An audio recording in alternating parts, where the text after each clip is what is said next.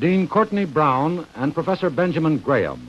Gentlemen, Professor Graham will pick up the story at that point.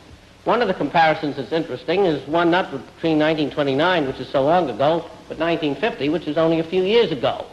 It would be very proper to ask, why are prices twice as much as they are now when the earnings of companies, both in 54 and probably in 1955, are less than they were in 1950? Now, that is an extraordinary difference. And the explanation cannot be found in any mathematics, but it has to be found in investor psychology. You can have an extraordinary difference in the price level merely because not only speculators, but investors themselves are looking at the situation through rose-colored glasses rather than dark blue glasses. It may well be true that the underlying psychology of the American people has not changed so much, and that what the American people have been waiting for many years has been an excuse for going back to the speculative attitudes which used to characterize them from time to time.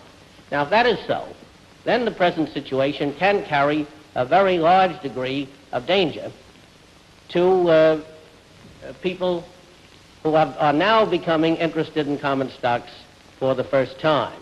It would seem, if history counts for anything, that the stock market is much more likely than not to advance to a point where of real danger.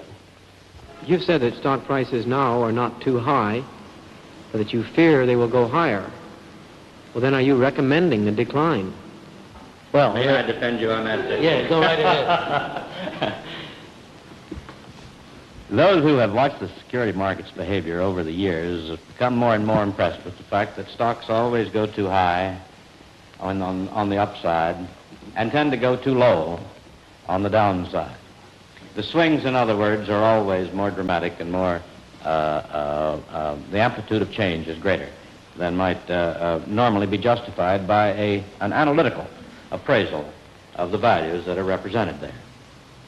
I think what Professor Graham had to say was that his analysis of a series of underlying values would indicate that the stock prices are just about in line with where they might properly be.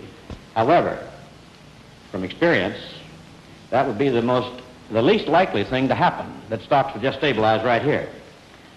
Now, if it's the least likely thing to happen, and you have to select a probability between going up further or down further because of the strong momentum that they have had, I think I would be inclined to agree with him that the more probable direction would be towards somewhat higher levels.